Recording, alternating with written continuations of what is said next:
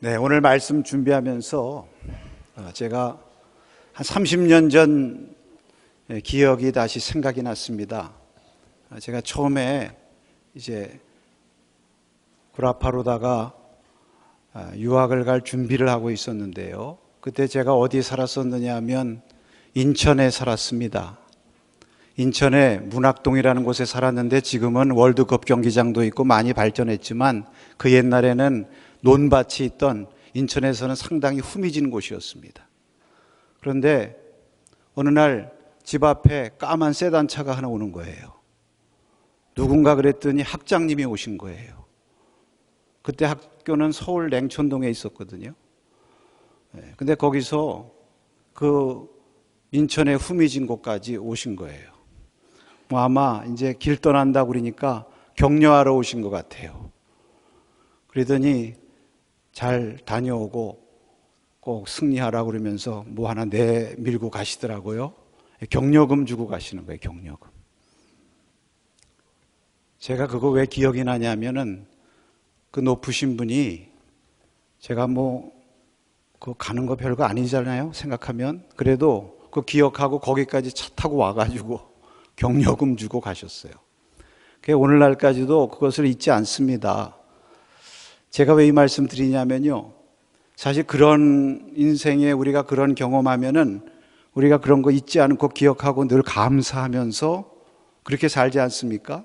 그런데 오늘 말씀은요. 하나님의 아들이신 예수께서 그 높고 높은 하늘의 보좌를 버리시고 말씀이 육신이 되어서 우리 가운데 오셨다. 우리와 함께 계시기 위해서 우리 가운데 찾아오셨다. 이 성육신의 말씀에 대해서 사실 이 말씀, 이 은혜로 말미암아 우리가 믿고 하나님의 자녀되고 오늘 구원의 복된 생활 하는 거 아니겠습니까? 믿습니까? 얼마나 기억하고 늘 감사하면서 삽니까? 저도 회개했어요. 그 한 가지 나 개인에게 있었던 일을 기억하고 고맙게 늘 생각하는 것만큼 주님께서 나에게 주시고 나에게 찾아오신 것에 대해서 내가 얼마나 감사하고 감격하면서 사는가. 여러분, 요한복음의 성탄 이야기는 지난주에도 말씀드린 것처럼 아기가 나셨다든지 구주가 나셨대도다 이런 말씀이 아니라 오늘 말씀이죠. 말씀이 육신이 되어 우리 가운데 거하셨다. 이 성육신의 말씀이 요한복음의 탄생 이야기입니다. 사실 하나님이 인간이 되셨다. 그것도 육신의 옷을 입고 우리 가운데 거하셨다는 이 말씀이요. 이게 보통 놀라운 말씀이 아닙니다.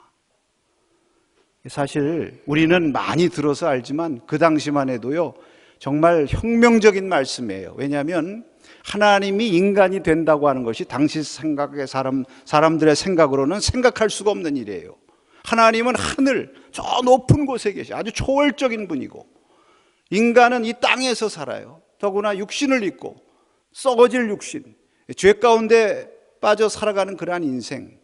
그래서 이 둘은 서로 만날 수가 없는 거예요. 건널 수 없는 강이 있고 허물 수 없는 벽이 있는 것입니다. 그런데 하나님께서 이 벽을 스스로 허무시고 우리 인간의 몸, 그것도 육신의 몸을 입으시고 우리 가운데 오셨다. 어떻게 이런 일이 가능할 수가 있습니까? 구약 성경에 메시아에 대한 예언을 하시면서 만군의 여호와의 열심히 이를 이루시리로다 이런 말씀하셨는데 정말 우리를 향한 하나님의 그 놀라운 사랑과 열심으로 말미암아 이런 놀라운 성육신의 사건이 가능하게 된 줄로 믿습니다. 그러니까 우리가 사실 어떻게 보면 성육신의 말씀이라는 게 그렇게 쉽게 납득되기가 참 어떤 때는 좀 어려운 부분도 있지만 그러나 하나님이 인간이 되셨다. 하나님이 우리와 같이 되셨다고 하는 이 한 가지 사실. 그 높고 높은 곳을 버리시고 가장 천하고 낮은 우리 가운데로 내가 사는 이곳에 찾아오셨다고 하는 거. 그 후미진 곳으로 찾아오셨다고 하는 거.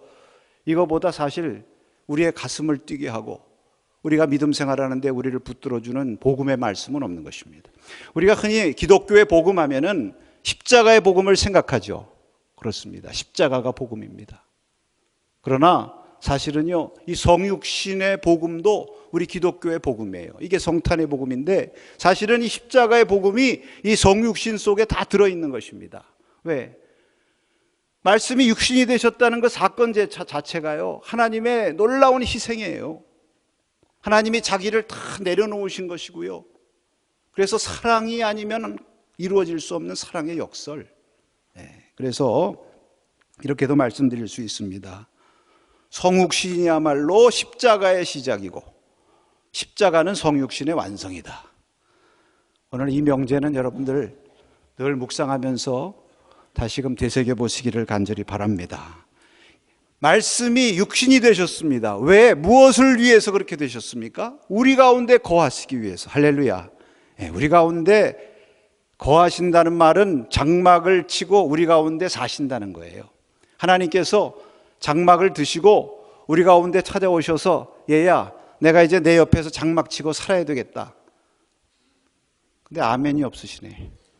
누가 옆에 장막 치고 와서 한다 그러면 제발 좀 그러지 좀 말라고, 나 혼자 좀 살게 좀 내버려 두라고. 혹시 주님을 향해서 그런 마음 아니시죠? 요즘 명절이 되면 이제 설 명절이 찾아오는데, 여러분 설 명절 되니까 요즘에 이제 풍속도가 좀 바뀌었죠. 자녀들이 부모를 찾아가다가 요즘엔 교통도 불편하고 여러 가지 여건이, 자녀들이 왜 이렇게 바쁜지. 그러니까 부모님들이 자녀들을 사랑해가지고 얘야, 너희가 올라올 거 없다. 내가 내려가마. 그리고 자녀들을 찾아가요. 그렇죠. 그 왜 그렇습니까? 자녀들 사랑하니까, 보고 싶으니까. 사람이 하나님께로 올라가려면 얼마나 힘들어요. 그러니까 하나님께서 힘들게 나한테로 올라올 거 없어. 내가 내려가마. 근데 내려가는데 그냥 내려가는 게 아니라 내가 이불 싸들고 내려갈게. 그런 주님을 두 팔 벌려 맞이할 수 있기를 바랍니다. 이불은 그만 싸들고 오시고요, 한 5시간만 계시다 다시 가세요. 그러지 마시고, 주여 우리 가운데 오셔서 천막 치고 우리와 함께 살아주십시오. 오늘 우리의 기도가 될 수 있기를 바랍니다. 우리 가운데 오셨다는 말씀, 여기 저는 이 우리라는 말이 참 은혜가 돼요. 물론 예수님께서 이 땅에 오신 것은요, 세상을 위해서 오셨죠. 하나님이 세상을 이처럼 사랑하사 또 모든 사람을 위해서도 오셨죠. 그러나 오늘 요한복음은 우리 가운데 계셨다. 왜 우리라고 말씀하셨느냐면 바로 그 앞에 보면은요, 참비시신 예수님께서 자기 땅에 오셨는데 자기 백성이 영접하지 않았다고 그랬습니다. 그러나 영접하는 자, 곧 그 이름을 믿는 자에게는 하나님의 자녀가 되는 권세가 주셨다고 그랬어요. 그 하나님의 자녀가 누구냐? 우리예요. 믿습니까? 그러니까 우리 자녀, 하나님의 자녀된 우리의 권세가 무엇이냐? 다른 권세가 아니에요. 예수님이 우리 가운데 오셔서 우리와 함께 계시는 것이 하나님의 자녀의 권세인 줄로 믿습니다. 예수님이 우리와 함께 계신다는 것보다 여러분, 우리 믿는 성도들에게 더 큰 권세가 어디 있습니까? 그래서 우리 가운데 계시는 하나님은 임마누엘의 하나님인 것입니다. 이 사실을 우리가 알 때에 여러분, 이 성육신의 사건이 우리에게 복음이 되고요, 다른 사람을 위한 복음이 아니라 나를 위한 복음으로 믿어지게 되고, 그 예수님, 우리 가운데 계신 그 예수님과의 온전한 인격적인 사귐을 가질 수가 있게 되는 것입니다. 오늘 이 말씀이 육신이 되셔서 우리 가운데 거하셨다는 이 짧은 말씀인데, 참 이 말씀은 신비스러워서 우리가 평생을 묵상하고 배우고 또 연구해도 사실 그 모든 의미를 다 깨닫기가 어려운 그런 놀라운 말씀이에요. 그러나 오늘 이 말씀, 성탄주의를 맞이해서 이 말씀을 묵상하는 가운데 우리에게 주시는 주님의 메시지 몇 가지를 이 시간 여러분과 나누고 싶습니다. 오늘 이 말씀을 읽으면서 우리 마음속에 다시금 되새기면서 사도 바울께서 빌립보 2장에서 하신 유명한 그리스도 찬가의 그 말씀도 한번 생각해 보시기 바랍니다. 요한복음과 사도 바울의 빌립보서가 예수님의 탄생에 대해서 비슷하게 말씀하고 계시거든요. 거기에도 예수님을 말씀하시기를 하나님과 본체가 동등하신 분이시지만 동등함을 취할 것으로 여기지 않고 자기를 비워 종의 형체를 가지고 어떻게 되셨다고 그랬습니까? 사람의 모양으로 나타나셨다. 우리 가운데 거하셨다. 이렇게 말씀을 하고 싶습니다. 왜 우리 가운데 거하십니까? 왜 사람의 모양으로 주님께서 나타나신 것입니까? 물론 이것이 은혜와 축복의 말씀이지만 거기에는 분명한 목적이 있는 것입니다. 그것은 무엇보다도 저와 여러분을 온전히 구원하시기 위해서 육신의 몸을 입고 우리 가운데 거하신 것입니다. 이게 무슨 말씀입니까? 여러분, 오늘 이 말씀에 보면 말씀이 육신이 되셨다고 그랬어요. 육신. 사람을 말하는 거죠, 육신은. 그런데 사람이 되셨다고 그러지 않고 육신. 헬라어로 사르크스고 영어로 플래시. 뭐 바디도 아니고 플래시. 육신. 왜 육신이라고 하셨을까요? 인간의 몸이 구성이 말입니다. 영과 정신과 육신으로 되어 있는데 사실은 육신이 제일 약하죠. 하기야 뭐 요즘엔 정신이 또 약하더라고. 정신 약한 사람들 많아요. 그러나 사실은 그 정신이 약한 것도 육신이 약하니까 정신이 약한 거죠. 육신이 약해져 가지고 잠 며칠 못 자면 정신도 정신이 없는 거죠. 이 육신이 연약합니다. 배고프면 먹어야 되고요. 어디 조금만 배기만 해도 말할 수 없는 고통을 느끼고 또 여러 가지 유혹과 죄에 노출되어 있어가지고 다 육신의 이 욕망 때문에 죄를 짓는 거예요. 그래서 성경에도 육신의 소욕을 따라 행하면 성령을 거스르게 된다. 이런 말씀을 하시는 겁니다. 그러니까 참 육신이 연약한 거예요. 그런데 그 육신을 예수님께서 입고 이 땅에 오셨다. 그러니까 저와 여러분을 구원하기를 원하시는데요. 우리의 영혼만 구원하기를 원하시는 게 아니에요. 우리가 예수님을 믿는 순간 우리가 영원히 구원받고 하나님 나라 천국감을 믿습니다. 그러나 그것으로만 끝나는 것이 아니라 또 우리의 육신도 온전히 구원해 주시기를 원하세요. 그래서 우리의 연약함과 우리의 모든 죄의 짐도 다 주님께서 짊어지시고 우리의 몸을 하나님이 거하시는 거룩한 성전으로 바꾸어 주시기를 원하시는 것입니다. 우리의 육신이 연약하기 때문에 이러한 연약함을 친히 담당하시고 그 연약감 가운데서 우리를 건져주기를 원하시는 주님이시기 때문에 친히 육신을 입고 우리 가운데 오심을 믿으시기를 바랍니다. 여러분, 이러한 주님의 이 성육신의 의미를 가장 잘 설명한 성경 기자가 누구냐? 저는 히브리서 기자인 것 같아요. 히브리서. 그런데 히브리서 말씀에 보면 히브리서 2장 14절 15절에 이런 말씀이 있습니다. 한번 같이 읽어보겠습니다. 자녀들은 혈과 육에 속하였음에 그도 또한 같은 모양으로 혈과 육을 함께 지니심은 죽음을 통하여 죽음의 세력을 잡은 자 곧 마귀를 멸하시며 또 죽기를 무소함으로 한평생 매여 종노릇하는 모든 자들을 놓아주려 하심이니 아멘. 우리가 하나님의 자녀인데 혈과 육에 속해. 근데 혈과 육 때문에 혈기 부리고 육신에 치우쳐 살고 때로는 죄와 마귀의 종노릇하는 거예요. 하나님께서 그러한 우리를 구원해 주시기 위해서 친히 혈과 육을 함께 지니셨다. 더 이상 마귀의 종노릇하지 않고 우리의 몸과 혼과 영이 온전히 주님 오실 때까지 흠없이 구원받고 보존되게 하시기 위해서 육신의 몸을 입으시고 우리 가운데 오셔서 우리 가운데 거하시는 줄 믿으시기 바랍니다. 히브리서 2장 18절에는 이런 말씀이 있어요. 그가 시험을 받아 고난을 당하셨은즉 시험 받는 자들을 능히 도우실 수 있느니라. 히브리서 4장 15절에는 또 이렇게 말씀하셨습니다. 우리에게 있는 대제사장은 우리의 연약함을 동정하지 못하실 리가 아니요 모든 일에 우리와 똑같이 시험을 받으시니로되 죄는 없으시니라. 할렐루야. 여러분, 주님께서 육신을 입고 오심으로 말미암아 우리의 연약함을 친히 다 담당하시고 동정하세요. 우리의 연약함을 채울하시는 하나님이시라고 그랬습니다. 뿐만 아니라 우리를 그러한 모든 시험과 유혹으로부터도 우리를 온전히 건져주시기 위해서 우리의 육신을 입고 오셨다. 이 육체라고 하는 말씀을 읽으면서 또 하나 생각나는 본문이 있어요. 그것은 무엇이냐 하면 사도 베드로가 오순절 성령 강림의 사건을 받은 후에 사람들에게 설교하지 않습니까? 그때 요엘 선지자의 말씀을 들으면서 요엘 선지자가 한 예언이 이루어졌다. 오순절 강림을 통해서. 어떻게 이루어졌느냐? 요엘 선지자가 이런 말씀하셨습니다. 말세 내가 내 영을 모든 육체에게 부어주리라. 거기 육체입니다. 육체. 하나님의 영을 그냥 모든 사람에게 부어주리라. 이렇게 얘기하시지 않고 모든 육체에게 부어주리라. 왜 그랬을까요? 이 육체라는 게 말입니다. 창세기 6장 3절에 보니까 하나님께서 노아시대에 죄가 관영하고 사람들이 죄 짓고 타락한 모습을 보고 탄식하셨잖아요. 그때 하나님께서 뭐라고 말씀하셨느냐 하면은 6장 3절에 나의 영이 영원히 사람들과 함께 하지 아니하리니 저들이 육신이 됨이라. 육신이 된 거예요. 사람이 아니라 육신이 된 거예요. 하나님의 영이 계시지가 않는 거예요. 하나님께서 그들을 구원하시기 위해서 영을 부어주신 거예요. 어디에다가? 육체에다가.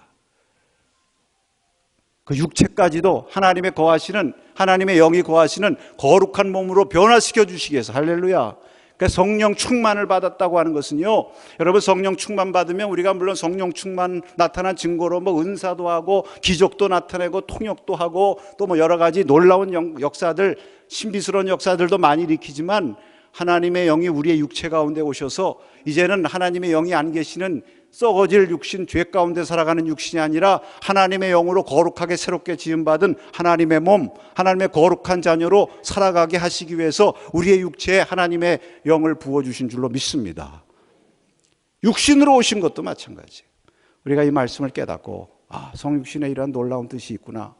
우리의 몸과 마음과 혼이 주님 앞에 온전히 구원받고 온전히 성화되는 그러한 삶을 살기로 결심하는 저와 여러분 될 수 있기를 축복합니다. 또 하나, 주님께서 육신으로 우리 가운데 오신 것은 우리 가운데 가까이 오셔서 우리와 소통하시기 위함입니다. 자신을 보여주시기 위해서. 여러분, 소통이 제일 잘 될 수 있는 길이 무엇일까요? 저는 두 가지인 것 같아요. 가까이 직접 만나서 얘기해야 되고, 또 하나는 갑자기 생각이 안 나네. 직접 만나서 얘기했다고 그랬죠. 여러분, 주님께서 직접 오신 거예요. 직접 오셔가지고 자신을 전달해 주신 것입니다. 여러분, 이 얘기를 할 때 옆에 있는 사람들을 이렇게 간접적으로 전달해서 하면 이게 중간에서 오해가 생기지 않습니까? 네, 그거예요. 그래서 주님께서 직접 찾아오신 거예요.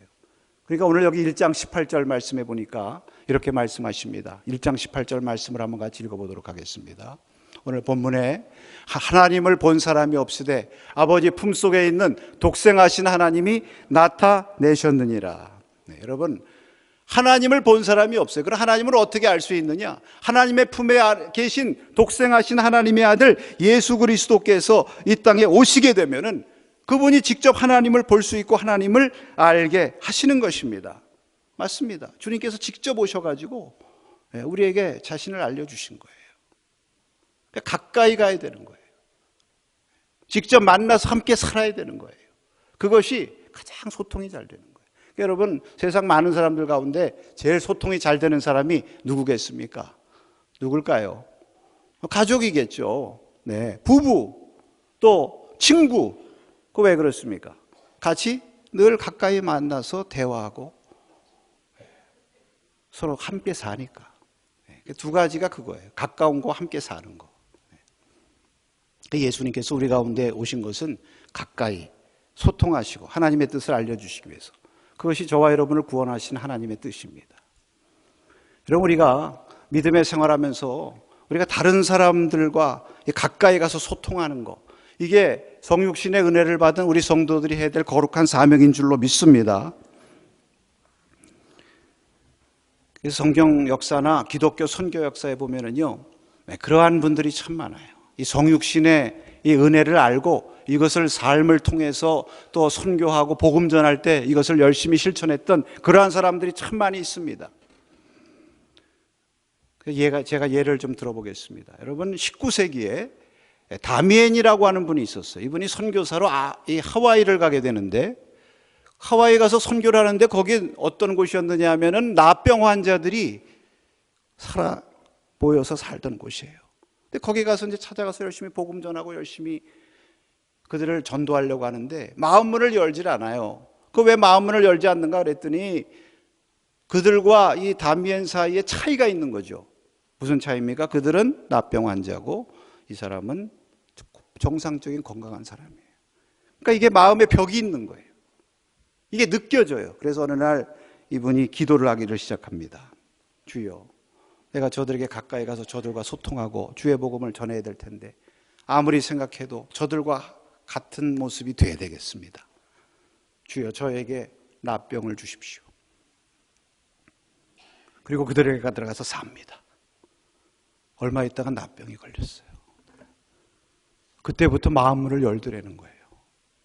그래서 놀랍게 주의 복음을 전파하고 49세까지 복음을 전하다가 하나님의 부름을 받았습니다.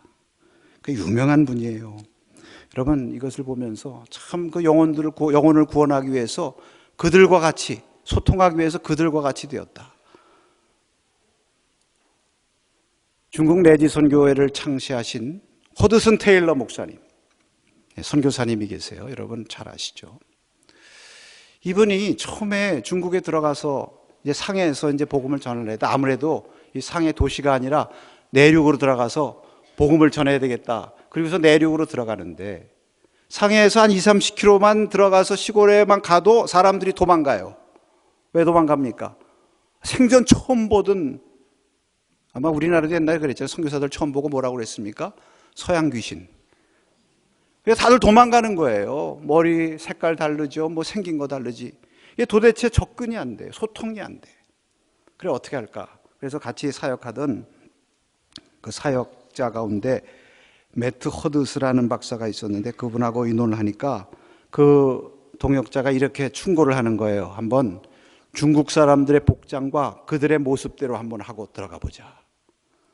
그것도 좋을 것 같아요. 사실 얼마나 불편합니까? 서양 사람이 중국 사람처럼 한다는 게. 근데 복음을 전해야 되겠으니까, 그들과 소통해야 되겠으니까, 그들에게 가까이 다가가야 되니까 자기 입장은 내려놔야 되잖아요. 그래 좋다. 그래서 중국 복장을 하고 그 다음에 변발을 했어요. 그 당시에 청나라 시대니까 변발을 하고 중국 말과 음식 이런 습관을 다 배우고 그렇게 하고 들어가니까 그들의 반응이 달라지더라는 겁니다. 더 이상 이렇게 빤히 쳐다보거나 그러지 아니하고 비로소 자기들과 같은 무리의 한 일원으로 그렇게 대해주기를 시작하더래요. 거기서부터 복음을 전해가지고요. 이 선교회가 변발 선교회, 중국 내지 선교회, 유명하고 오늘날에는 OMF라고 그래요. 세계적인 선교단체로 커졌습니다. 자꾸 이렇게 하는 것에 대해서 옆에서 비방하는 사람들이 있어요. 저거는 잘못하는 거다. 저렇게 하는 것은 선교가 아니다. 그리고 막 비난했지만 그렇게 동역자들이 그래서 그것으로 인해서 막 회의를 갖고 흔들릴 때에 허드슨이 동역자들에게 그렇게 얘기했다고 합니다. 이제 곧 내지로 들어가면서 평생 백인을 한 번도 보지 못한 수많은 중국인들 속에서 살아가야 한다는 사실을 기억하시오. 사람들이 당신을 회개한 서양 옷을 입은 사람으로 기억하길 바라시오. 아니면 생명의 복음을 전하는 사람으로 기억하길 바라시오. 여러분, 하나님께서 저와 여러분을 이해하시고 소통하고 우리를 보고 우리에게 하나님의 복음 뜻을 전하시기 위해서 우리 인간의 이 옷을 입고 오신 것이에요. 그것은 우리도 그러한 성육신의 정신을 가지고 우리가 살아야 된다는 것입니다. 왜 우리가 서로 소통을 하지 못합니까? 자꾸 내 쪽으로 끌어들이려고 그래요. 내 입장으로. 내가 가까이 다가가야 되는데. 그 서양 속담에 다른 사람의 신발을 신고 1마일을 걸어간 다음에 그 사람에 대해서 이야기해라. 그런 속담이 미국에 있다고 그러지 않습니까? 여러분, 주님께서 저와 여러분을 소통하시기 위해서 우리의 인간의 모습으로 우리 가운데 오셨다는 것을 기억하시기 바랍니다.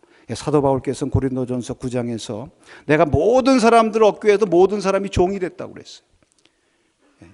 9장 22절에 이런 말씀이 있습니다. 고린도전서 9장 22절에 한번 같이 읽겠습니다. 약한 자들에게 내가 약한 자와 같이 된 것은 약한 자들 얻고자 함이요 내가 여러 사람에게 여러 모습이 된 것은 아무쪼록 몇 사람이라도 구원하고자 함이니. 여러분, 정말 우리가 주님의 사랑을 입은 자요 다른 사람을 구원하기를 원한다면 예수님께서 우리 가운데 찾아오셔서 우리와 눈높이를 맞추고 소통하신 그 모습대로 우리가 다른 사람에게 찾아가서 그들을 구원하는 그러한 주님의 마음이 우리에게 있어야 될 줄로 믿습니다. 마지막으로 한 가지만 더 말씀드리면요, 자신을 낮추어서 겸손하신 주님을 우리가 보게 되는 것입니다. 우리 가운데 계셨다는 의미가 그것입니다. 하나님께서 은혜로 자신을 낮추어 우리에게 내려오신 것입니다. 우리가 하나님께로 올라가는 것이 아니라 하나님께서 먼저 우리에게로 내려오신 것입니다. 제가 얼마 전에 인터넷에서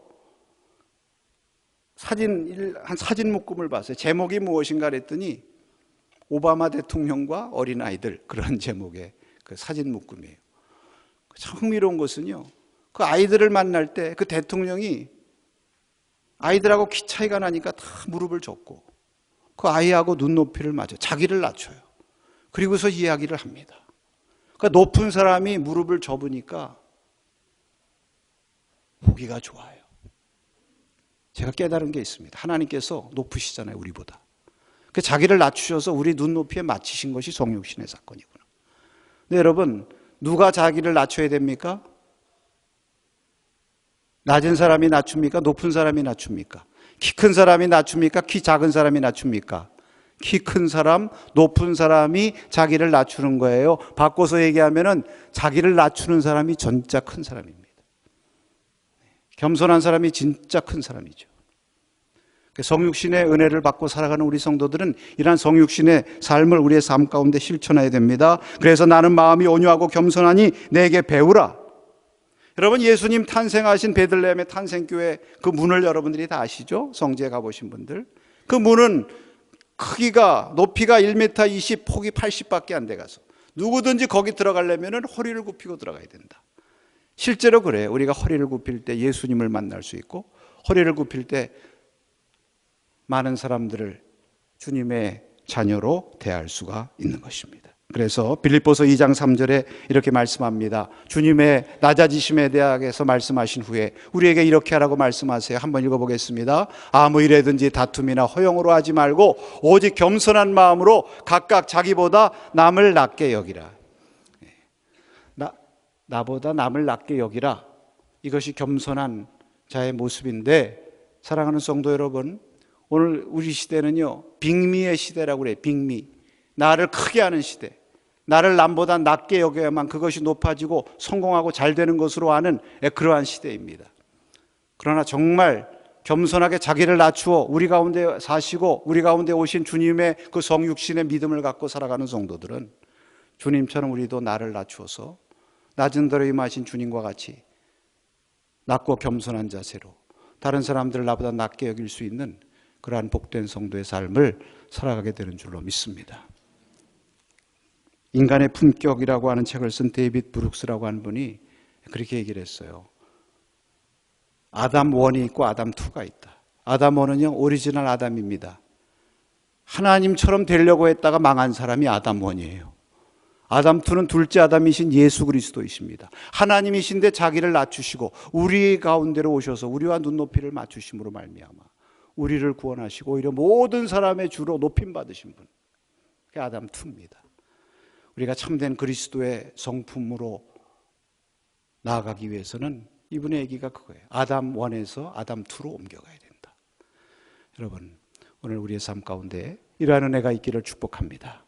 주님께서 자신을 낮추어서 우리 가운데 내려오심으로 말미암아 오히려 우리의 경배를 받으시고 모든 사람의 경배를 받으셔서 만유의 주심이 되신 것처럼 저와 여러분도 이러한 성육신의 은혜를 받았으니 우리도 우리 자신을 낮추면서 많은 사람들을 나보다 낮게 여기는 겸손하고 섬기는 삶을 통해서 하나님께 영광을 돌리고 하나님의 높임을 받는 그런 축복의 성도들 되시기 바라고, 오늘 성탄절을 맞이해서 하나님 주시는 이 성육신의 은혜가 우리 모두 가운데 충만히 임하시기를 주의 이름으로 축원합니다.